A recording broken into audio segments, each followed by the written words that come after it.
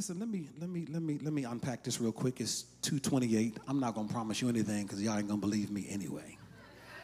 John the second chapter, verse 1.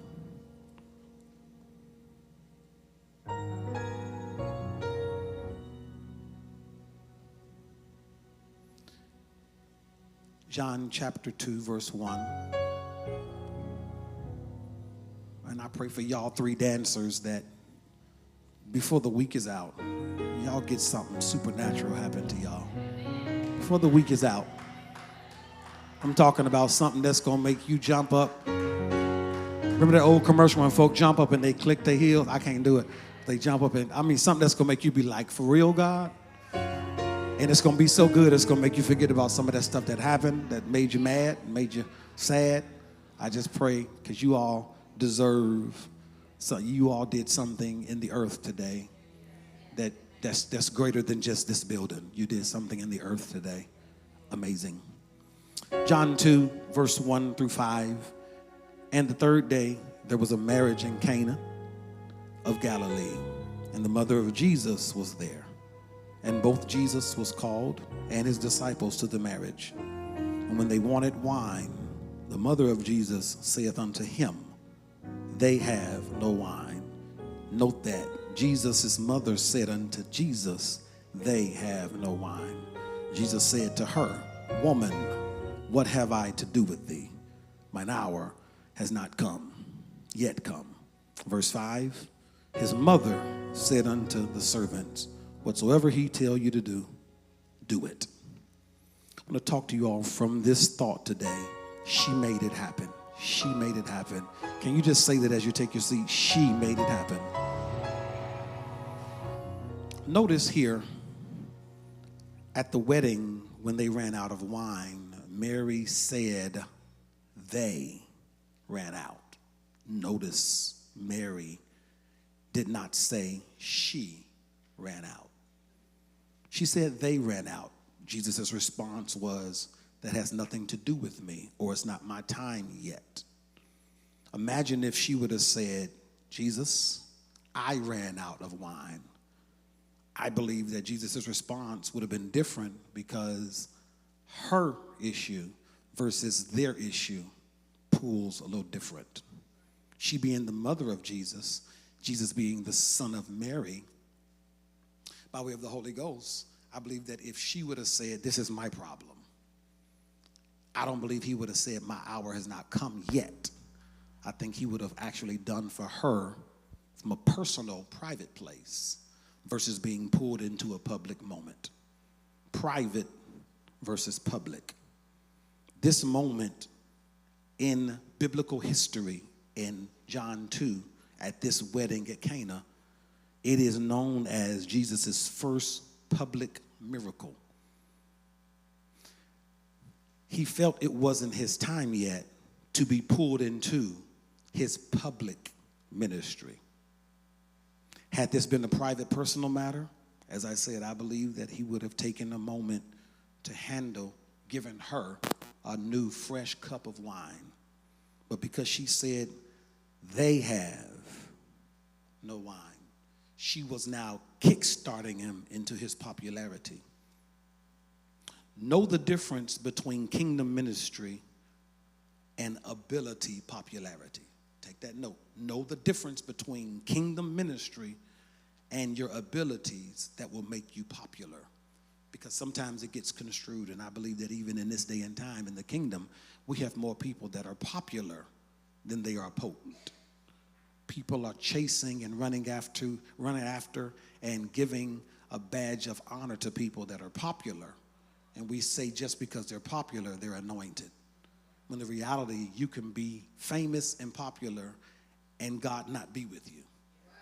Let me go further. You can be famous and broke. You can be famous and unhappy. You can be famous and wicked. But because of your fame, people will chase the fact that everybody knows you, and they'll think that you have everything that you want. I know some famous people that live in hours of torment every day. And we know and love them But once they get through doing what they do for you, they go home and deal with demonic torment. So don't be so connected to and driven by ability, popularity, because you do have a kingdom ministry. And Jesus was saying to her, his mother, it ain't my time yet. But Jesus was pushed, if you will, provoked, if you will, into a moment that he said, not yet. A woman knows how to push you into your not yet.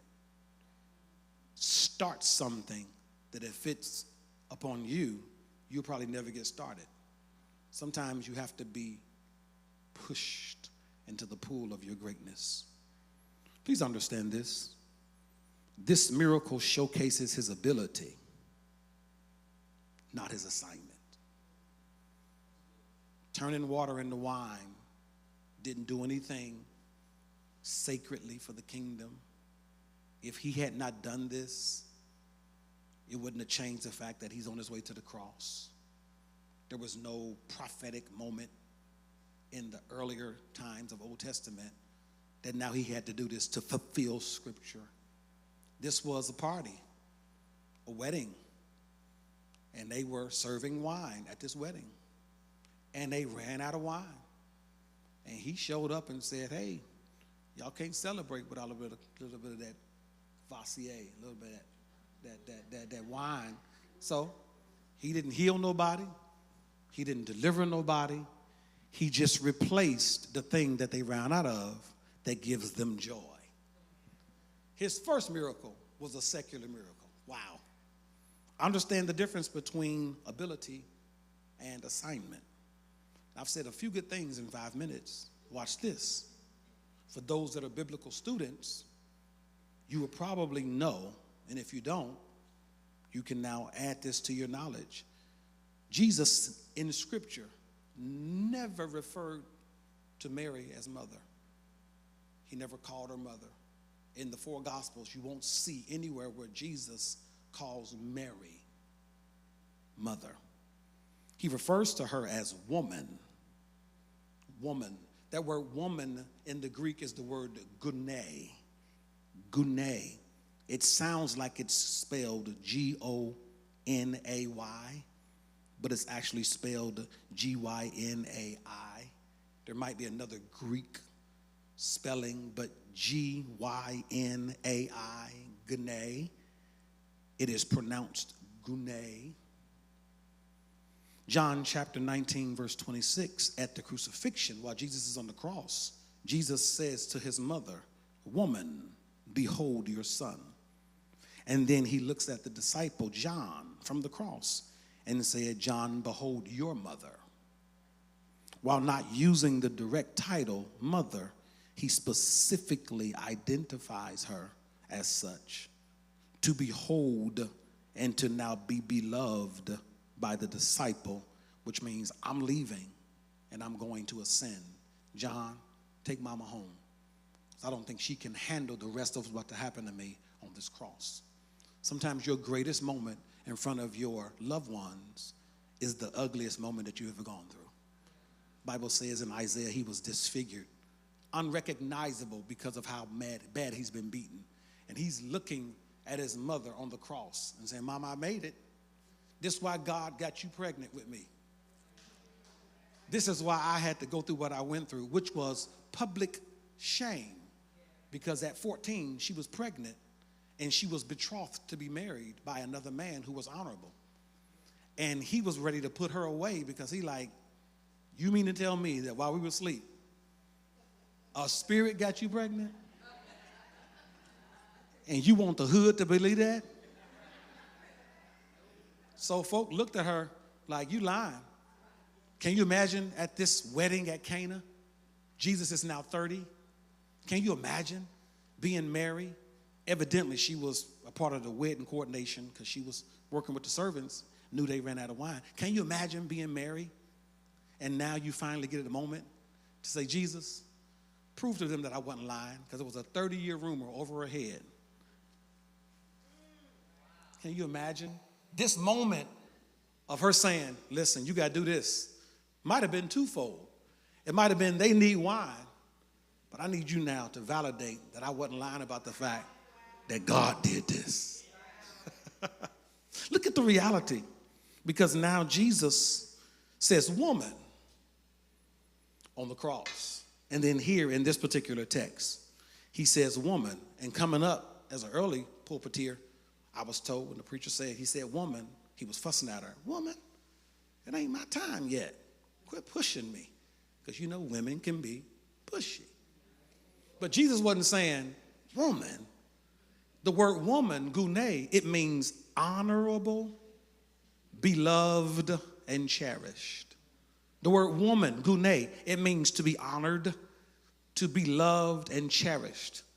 It is above, this is just my mom, this is the woman that I honor, that I respect, and that I love. It's a term called dear heart. Dearly beloved all. So when she came to him and said, listen, they ain't got no wine, Jesus said, it ain't my time yet, dearly beloved. But because I love you, I'm going to let you take this moment. Look at what she did. After he said, woman, it ain't my time yet, she looked at the servants and said, whatever he tell y'all to do, go do it. Understand, mother is a title. Woman is a term of endearment. Mother is a title. Woman is a term of endearment. Somebody help me say this if you don't mind. I didn't tell you to turn to your neighbor, and I'm not going to. Do me a favor and say this. Mothers making miracles happen. If you don't mind, say this one with me. This miracle is because of. 1, a woman in position. 2, a woman in power. 3, a woman in purpose. 4, a woman who is pushy.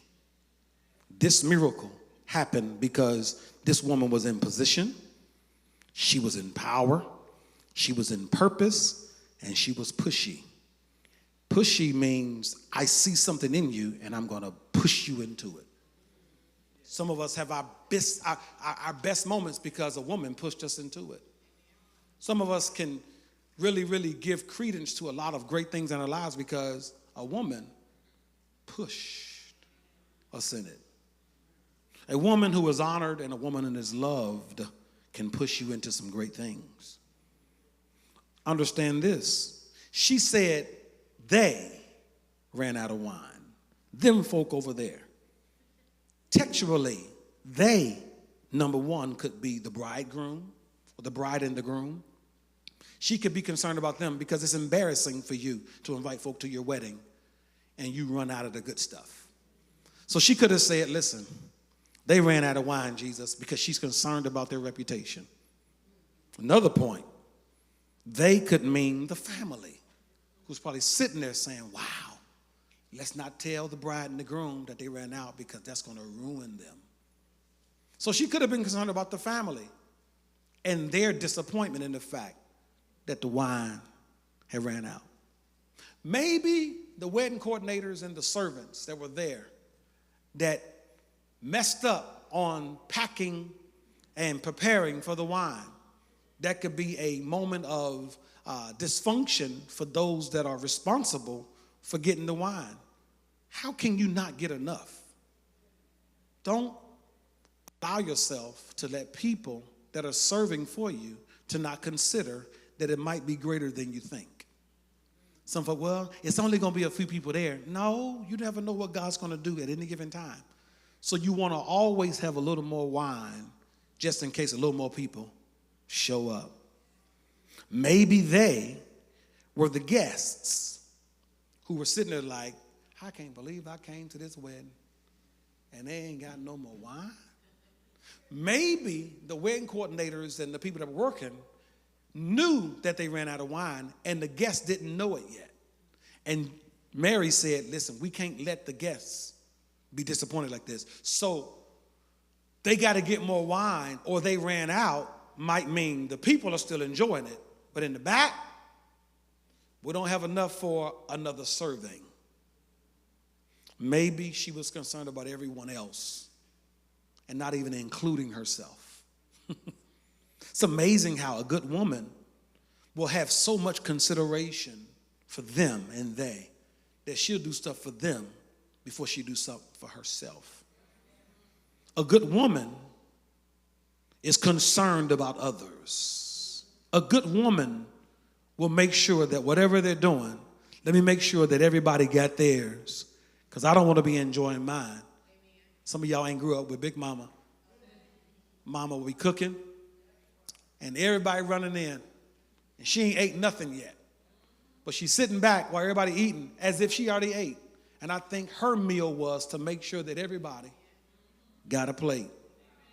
It's amazing because Mary is concerned about their problem. So she pulls Jesus into their problem that became her problem. It's 2:44. Watch this. Some of y'all need to realize that your intercessory gift is to stand in the gap so that somebody else can have. So now you say, God, in the words of John Hannah, God, do me a favor and bless her. God, do me a favor and heal their family. Y'all kind of quiet today because some of us don't realize some of your best prayers are prayers for other people. Some of your best moments is when you want God to do something for somebody else. Some of us don't have that in us, but there's a crew of people at FAI that always make sure they ride or die and say, Lord, if you don't do nothing for me, can you make sure that Pastor Dunn is okay? Can you make sure that Lady Dunn is okay? Can you make sure that the family is okay? Y'all need to look at somebody next to you. Don't turn to your neighbor. Look at somebody next to you and just remind yourself that my prayer on a good day just might be for your good. A good woman, according to Proverbs 31, it says she's trustworthy. It says her husband has full confidence in her and lacks nothing of value. This is Proverbs 31. She brings him good and not harm all the days of her life.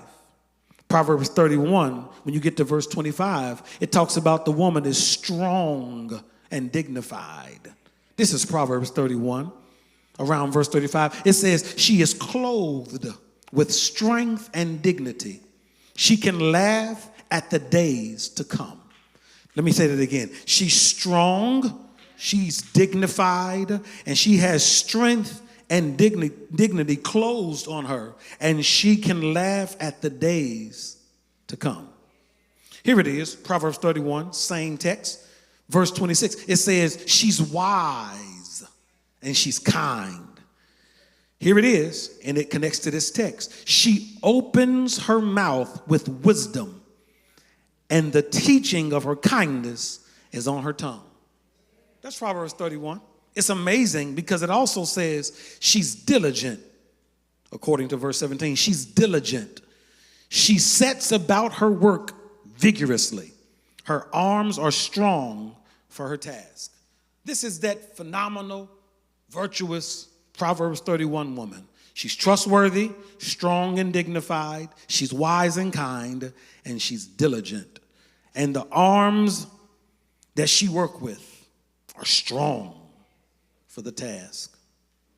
Understand that she says to the servants as if she didn't even hear Jesus.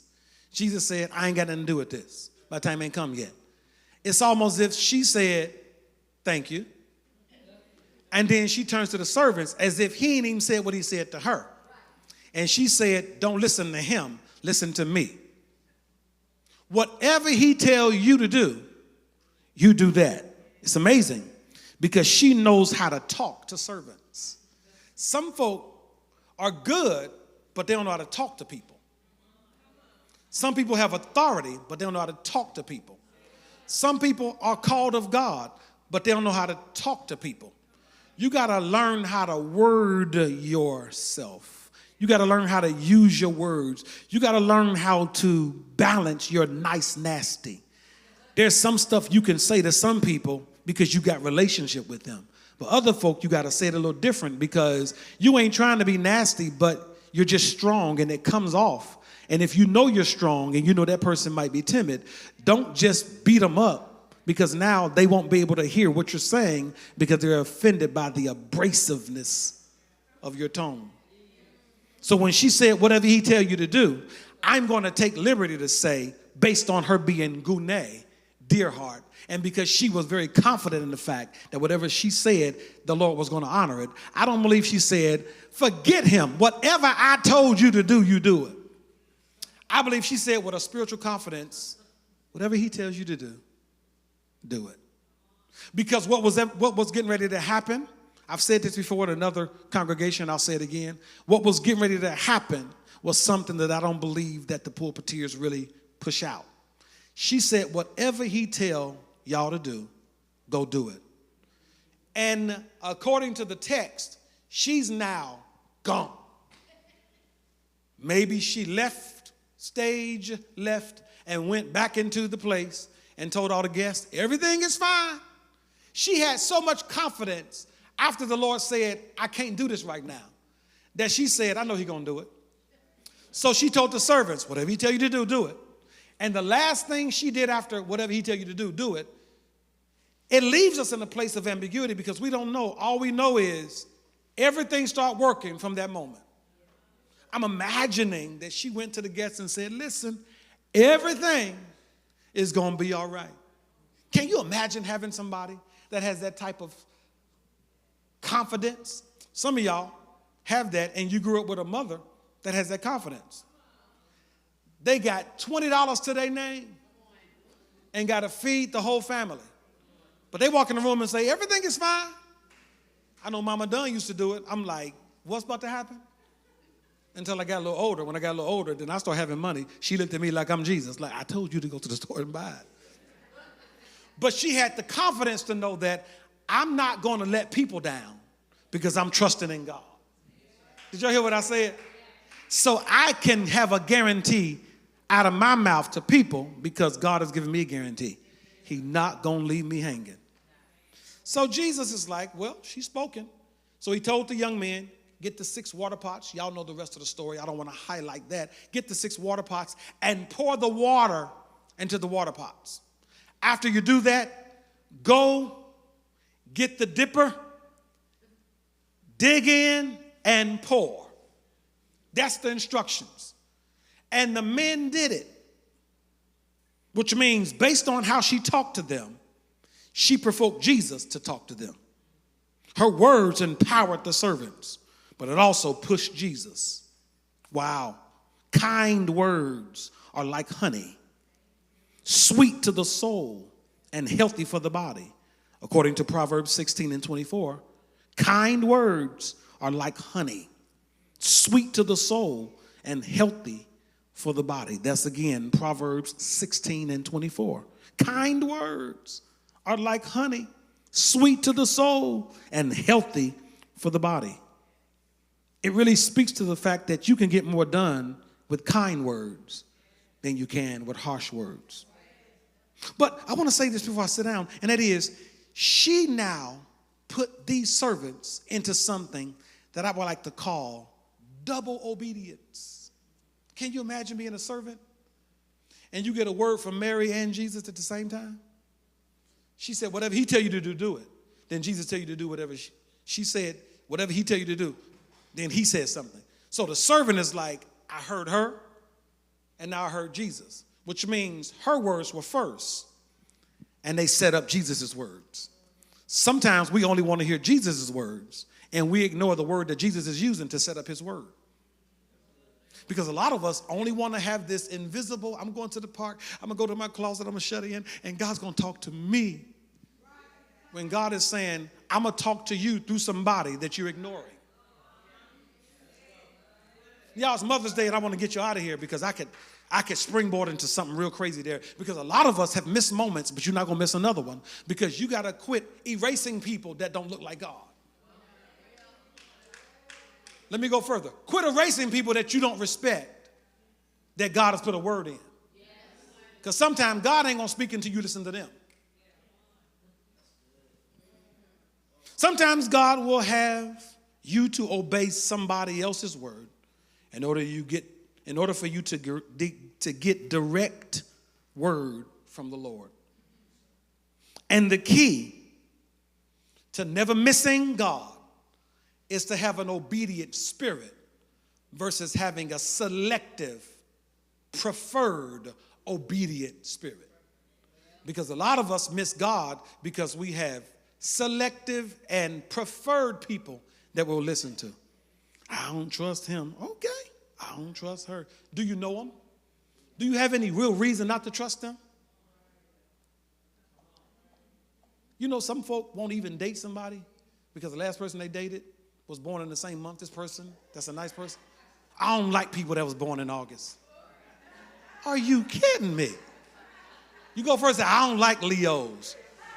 My last one was a Leo, and you know them Leos. It's like this man or this woman is going to bless your life, and you about to walk away from God's answered prayer for you because of a sign. They ain't even a real Leo. Here's my point. You got to be careful adopting an disobedient spirit because you have preference. Here's the reality. They obeyed and stuff got to happening.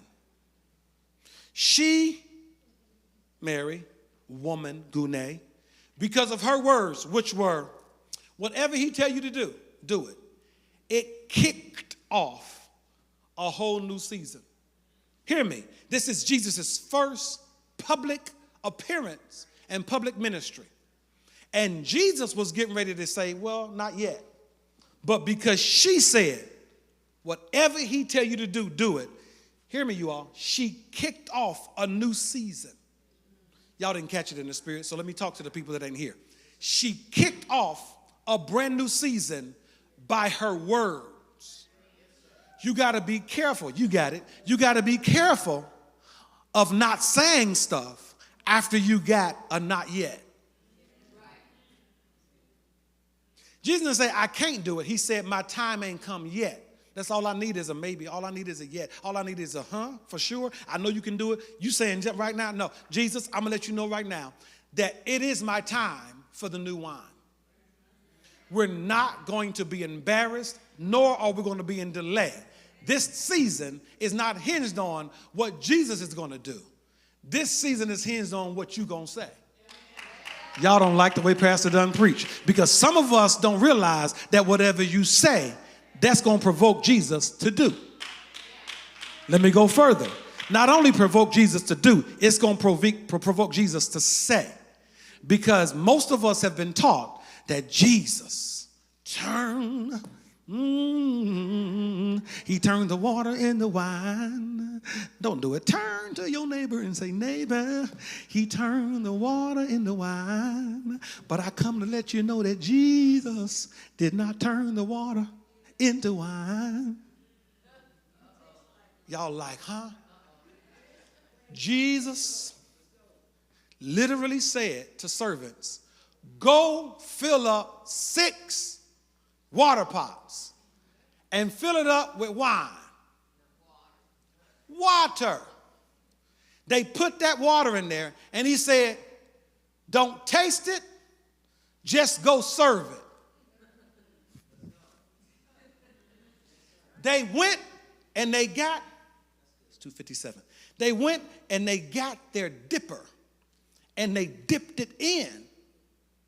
And once they scooped up the water and poured it inside the cup and served it, the reason why we call it wine is because when the governor tasted, he said, wow, usually they do it different, but this wine is the best wine ever.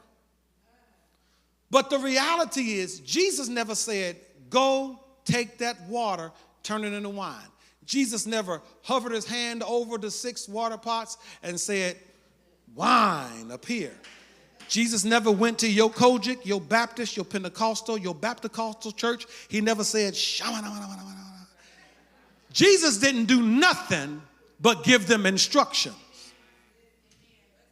Which means with proper instructions or a proper word from the Lord, he ain't got to do it. You can do it. Y'all don't like this type teaching. Read the text when you get home because some of y'all are like, but in Sunday school they told me. I'm telling you, read John chapter 2. You will not see that Jesus turned the water into wine. You will see that he gave them instruction. And had they been disobedient to his word, and said, Jesus, they ran out of wine, not water. The problem is we have too many doubt conversations with Jesus before we start obeying what he said. Even though it looked like water, it ain't turned yet. But the moment you put your dipper in it, it proves that you're walking in obedience. Some of us really can't shout today, but I'm going to shout for a lot of us. You're at the stage of your life right now where you're getting ready to put the dipper inside the water. And that's when things are getting ready to start changing. It ain't going to change because you're waiting on Jesus to do it. Well, I'm standing here by the water pot. I put the water in, but I see it still look like water. Well, baby, it ain't going to change until you start doing what he said. I need another praiser in here. Some of y'all want to turn to your neighbor now. Go ahead and just shout it out loud. Say, I'm getting ready to dip in now. Because a woman provoked me to obey the word of the Lord, I'm about to dip in now. Everything that grandmama told me, everything that auntie told me, everything my mama told me, everything that Pastor Kim and whoever else told me, I'm getting ready to start trying that because I'm sick and tired of looking at the fact that I've run out. I do not have to try to do the rest of my life and I've run out. There's something fresh and new and it's more, but it's all predicated on you doing what the Lord told you to do. I wish I had about 5 praises that would help me close this message by simply acting like me right now. I'm about to dip in and I'm about to pour it out. I need you to act like I'm about to dip in and I'm about to pour out, because in between your dipping and pouring, that's when the change is going to take place. Can I get about 5 or 6 praises in here to say that he's taught me the lesson, so now let me obey the instructions? Because when you become symbolically, or when you become a participant in this type of a message, God begins to honor your movement. Because some of you all are going to leave home and say, that was a good, okay Mother's Day message, but I'm trying to get you to understand that she made it happen by giving the words, whatever he tell you to do. But she couldn't make it happen until they were ready to go ahead and do what she told them to do. This whole text is about doing, and Jesus didn't do anything. He said something. Y'all miss what I'm saying? I said this in Cleveland, and my people from Cleveland, they begin to say it again. You got say somethingers and you got do somethingers. And we need some more do somethingers to say, I heard the word, so now I'm getting ready to do it. I wish I had a few more of you all. Well, go ahead and just high five somebody and tell them it's time to do it. I'm not going to look at the 6 water pots anymore. I'm about to start digging in. That means all of my desires. Don't let me waste. Oh, I got to get out of here, because that 6 water pots is 6 opportunities. Y'all missing this. It's 6 opportunities for you to dip into something and pour into something that's in 1 cup. Miss what I said? You got to dip into 6 different dimensions. Y'all missing what I'm saying? You got 6 opportunities to dig into something. And when you pour it out, God says, based on your pour, that's when it's going to change.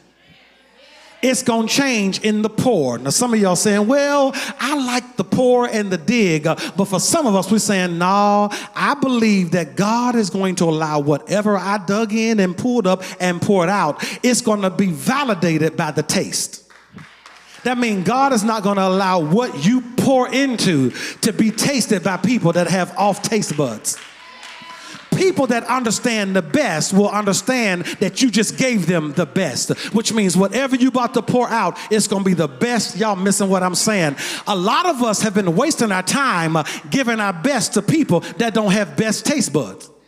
So then you get wrong commentary for people that can take it or leave it. The devil is a liar. Everything I do from here on out, including sing on that concert, I'm going to give the best that I got, because there's going to be somebody there that's important. And if you got one, I don't care if you got 1,000 people, all you need is one person to validate who you are. Y'all ain't saying the word to me. After that, your life can change forever. Some of y'all heard my testimony. I went to sing at one place. After that, I met a man that I admired. He said, will you come to my church? I said, absolutely. I went to his church. Joe drove me. We got to his church, and he's the GOAT of all times. And I'm sitting across from him, and he says, you're a bad somebody. And I'm like, this is the GOAT saying I'm a bad somebody? He said, you just might be one of my favorites. And I'm like, this is the GOAT telling me this? I said, wow. He said, well, can you come and do my watch night service? I'm like, the GOAT? wants me to come do his watch night service. So I go and I do it. He says, oh my God, you're the GOAT. You're the amazing one. Then he invites me to do his conference. I go do his conference. Mind you, 3 engagements earlier, I went and did something that was not as big, but I went anyway because I was obeying what the Lord said. Whatever he tell you to do, go do it. It wasn't a big stage. I went to a small church and I did a big thing.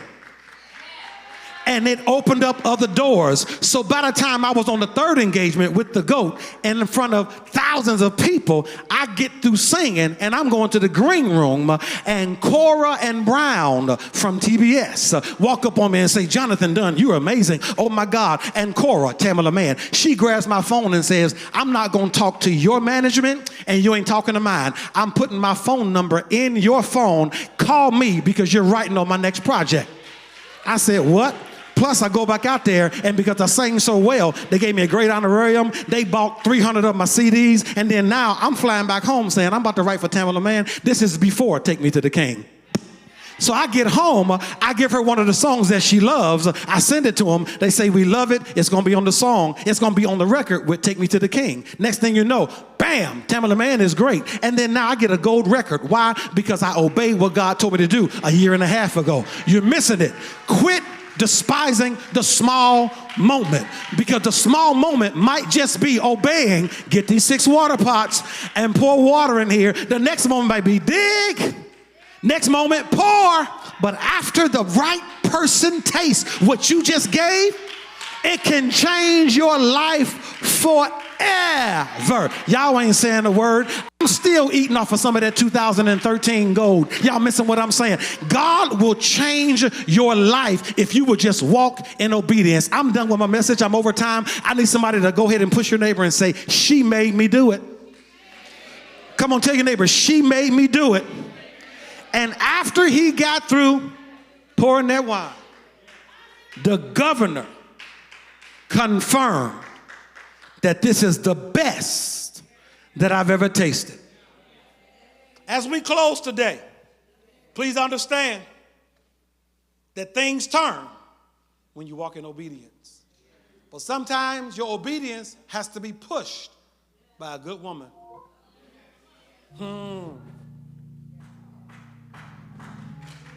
She made me do this. I like that, and I'm going to talk about it later on in another set. She made me go ahead and try this. Papa Dunn can testify. We had a group, the Dunnettes. He was Joe Jackson. No, he wasn't. I'm just playing. We had a van, but he wasn't Joe Jackson. But we would go around and sing. And I was a little fella. I think I'm maybe 4. And I would get up. Dolly over here, and Maria, and Amy, and Corey. And Corey, my other brother, Corey, he just had no fear. Corey get up, and I mean, he was Michael Jackson. He was doing it. And I'm over there like Randy. They gave me a solo part. And my solo part was, he healed the sick, and he raised the dead. He can do anything. 5,000 are hungry, souls he fed. He can do anything. Yeah. And after my yeah, I would go back and cry. After my yeah, because it took everything in me to get that little part out. Every time, every gig. Yeah.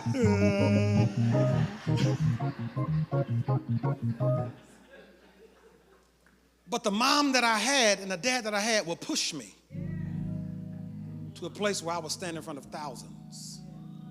Sing, and ain't no fear in me now. Because you got to understand that some of your greatest moments is because somebody is going to push you.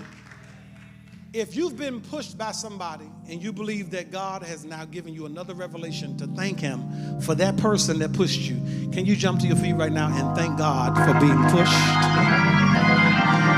Come on, thank God for being pushed. Come on, come on, come on. Thank God for being pushed. While you're clapping, can you thank God for being pushed into something new? You got pushed into new wine. You got pushed into a new covenant.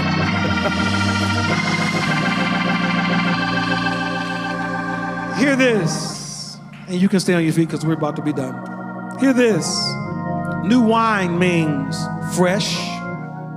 New wine means different. New wine means best. That means when you start talking about the book of Matthew 9:17 and Mark 2:22, Luke 5:37, 39. Again, for those that want to hear this, Matthew 9:17, Mark 2:22, Luke 5:37. It illustrates the conversation of the new covenant of grace that cannot be contained in the old covenant. It cannot be contained in the old covenant. You can't pour new wine into old skins. That new covenant is interpreted, the salvific experience of Christ that pushed you into a place where you never have to rely on the old wine. Something fresh and new. And it has a grace component in the wine that's so potent that if you try to pour it into something that's old, something that's religious, something that's stuck in legalism, it ain't gonna work. That's why old wine people have a problem with new wine-minded people. How you walking with all that confidence? We know what you did last year. Well, I'm in the new covenant now. So God ain't holding me hostage to your knowledge of my past anymore. And I don't have to pull a pigeon, a dove. I don't have to pull a bullock. I don't have to mount this beast and put it up this 10-foot ladder to an altar, get it cut and get blood. I don't have to do all that anymore. I just come to the throne boldly and say, Lord, you made me righteous. And where sin did abound, grace did much more. Somebody shout, his grace is the new wine. Come on, say it. His grace is the new wine. His love is the new wine. Jesus is trying to do something amazing, and it's contained in your ability to do whatever he tells you to do. As we get ready to leave this service, I just want to encourage you all to let you know that this particular message, while it's geared toward Mother's Day, geared toward women, Jesus never referred to Mary as mother. He said, oh, great, honorable, lovely woman, because you got the nerve to speak into my not yet and push me into my right now. Whatever you tell them, I'm going to honor it. That means this ain't the season for you to leave out of here being quiet. You should be the most talkative. And I know every time a pastor say this, you leave and you don't even do it.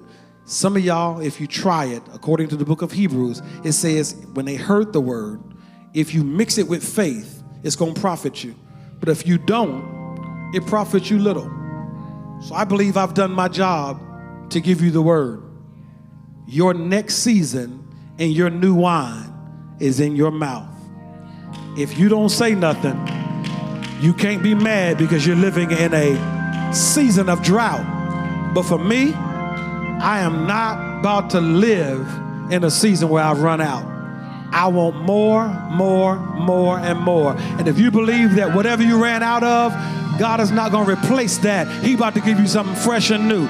One last time, can you give God a shout of praise? Come on, mothers and women, let's give God praise. Come on.